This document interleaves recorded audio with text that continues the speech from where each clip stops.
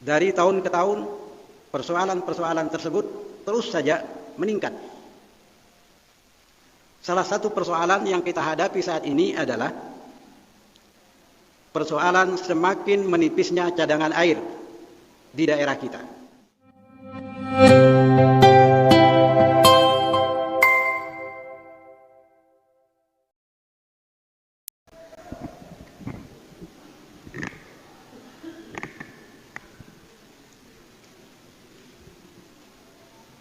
Bismillahirrahmanirrahim.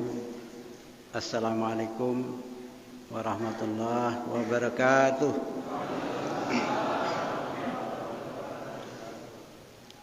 Alhamdulillahirabbil alamin.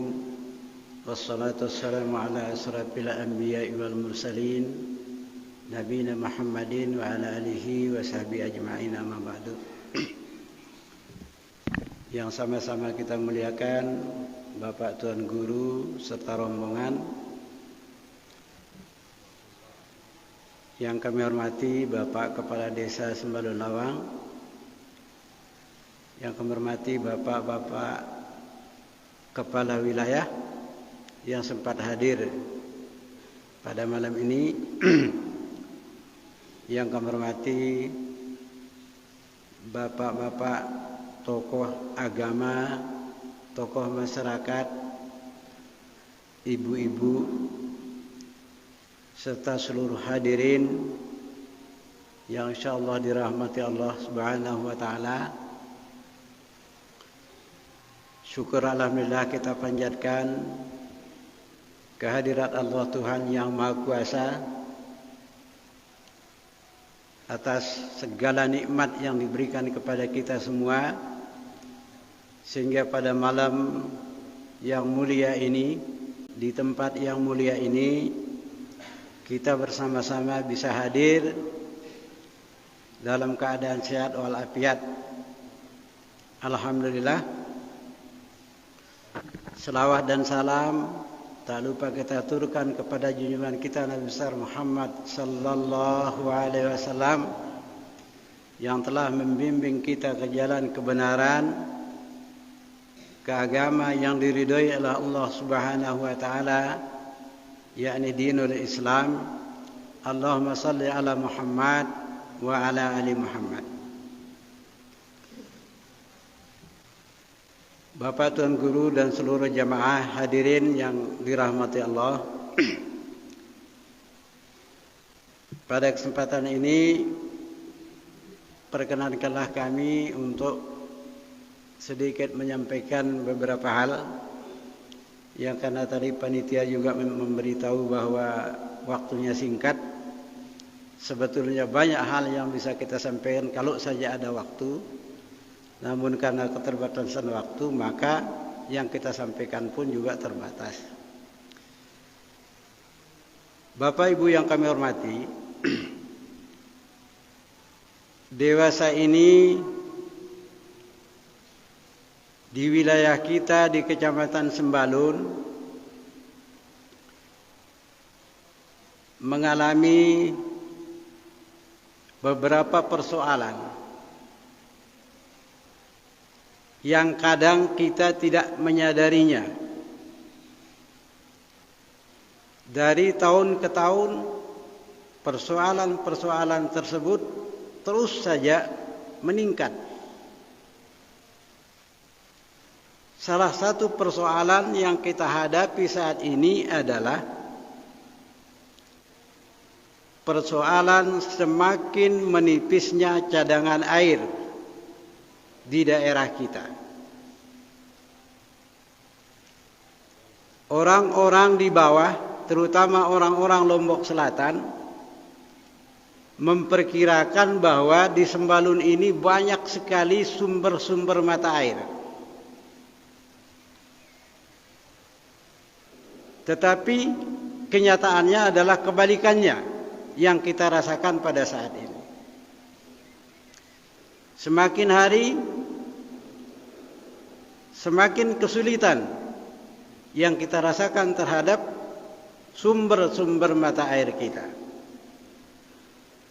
Karena kenyataan itulah kemudian sejak saya jadi sekretaris Dinas Pariwisata, di mana-mana ada kesempatan, saya berbicara apakah itu di pusat, di provinsi, ataupun di kabupaten. Selalu saya mengedepankan bahwa Sembalun krisis air. Suka tidak suka,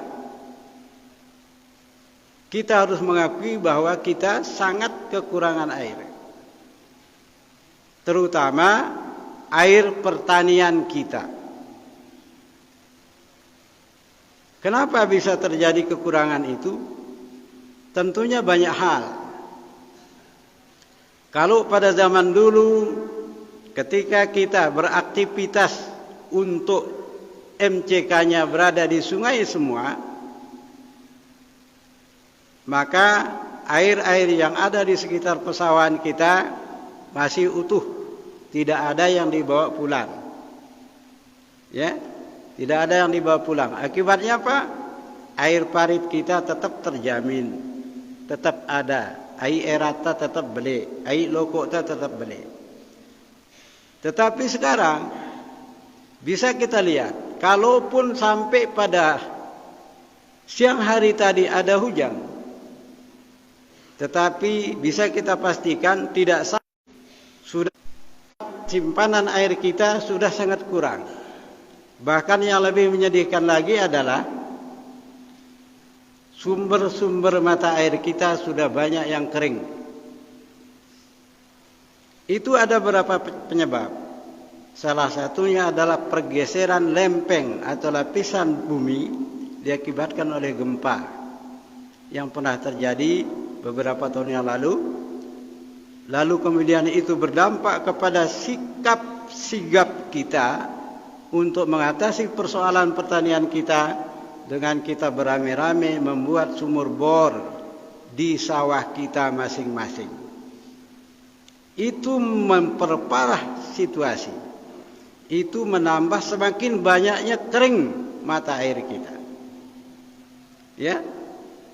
Nah, menurut penelitian bahwa semakin dalam air kita ambil di dalam lapisan tanah, maka semakin tebal lapisan tanah yang akan kering. Kalaupun misalnya kita bisa mengairi tanaman kita dengan air sumur bor itu, dia tidak akan bisa bertahan lama. Paling banter dia bisa bertahan 3 hari sudah kering lagi. Itu artinya apa? Itu artinya kita menambah biaya produksi pertanian kita. Seolah-olah kalau kasarnya itu sekarang kalau kita mau berhasil bertani, kita harus mengairi sawah kita dengan bensin.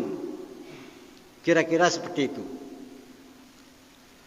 Menyikapi kondisi seperti ini, kemudian saya selalu mengadakan pendekatan dengan para pihak termasuk Bapak Bupati. Sering sekali kami berdiskusi sehingga Pak Bupati mengambil beberapa upaya, mengupayakan akan mendatangkan sumber mata air yang jauh dari kaki Gunung Rinjani, selak Gunung Sangkaryang, yang dikenal dengan air propok.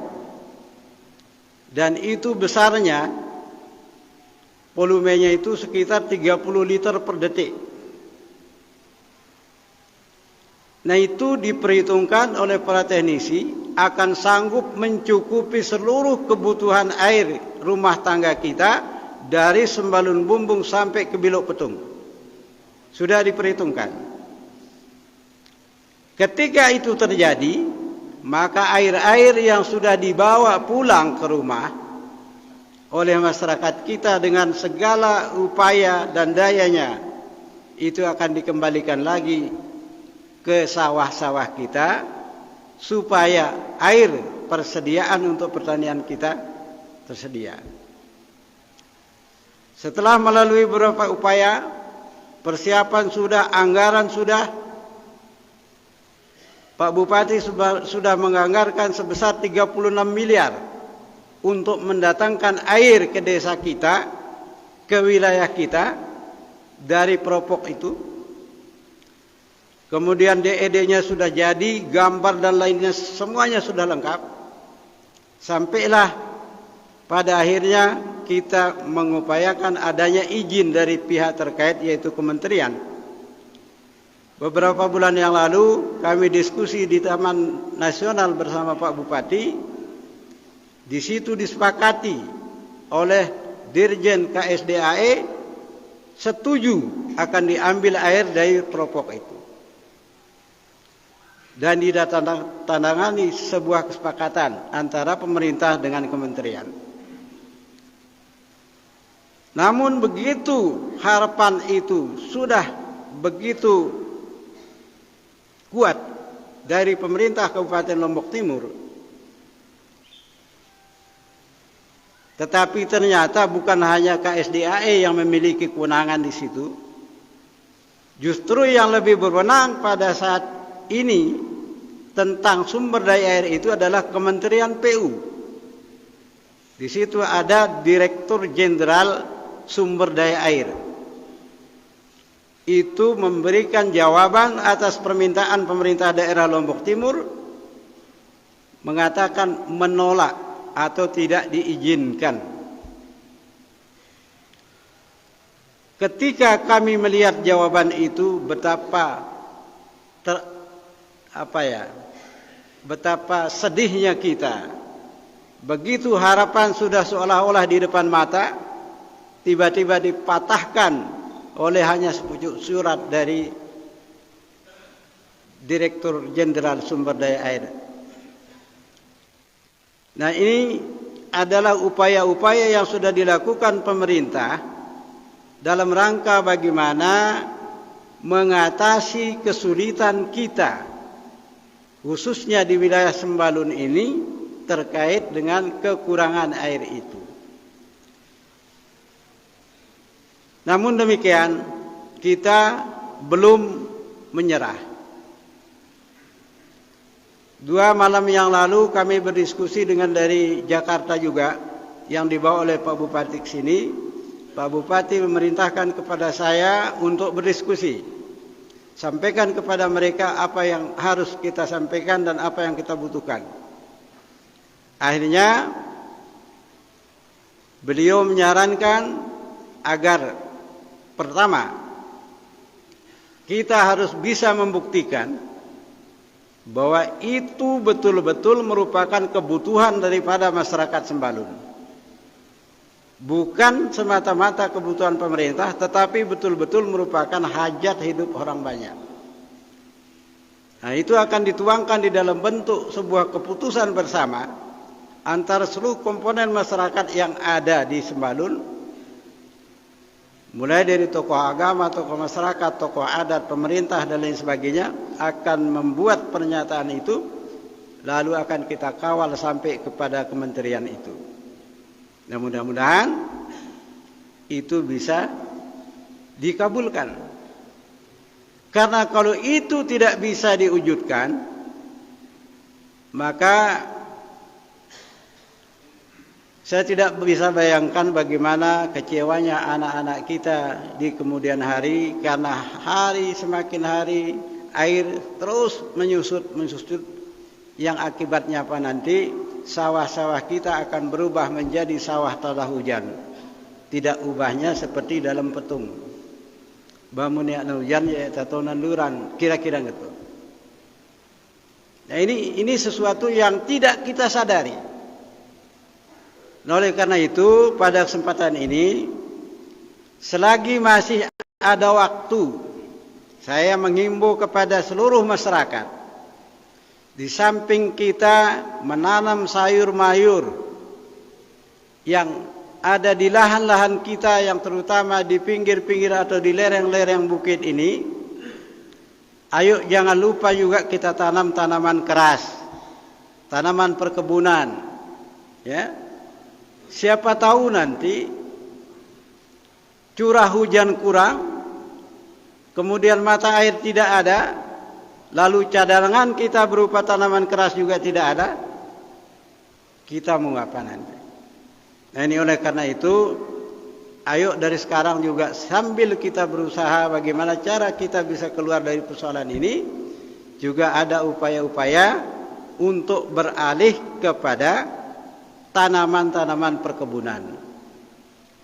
Saya kira kalau sudah ada alternatif seperti itu, maka kita boleh berharap ada alternatif sebagai penyambung daripada perekonomian kita di masa-masa yang akan datang.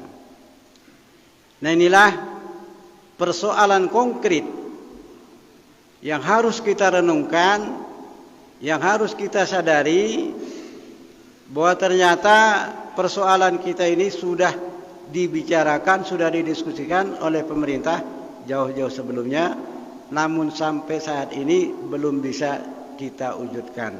Oleh karena itu saya berharap kita sama-sama berdoa, mudah-mudahan semua upaya yang dilakukan oleh pemerintah ini bisa diwujudkan dengan mudah. Saya kira itu pesan yang dapat kami sampaikan pada kesempatan ini. Mudah-mudahan ada guna dan manfaatnya.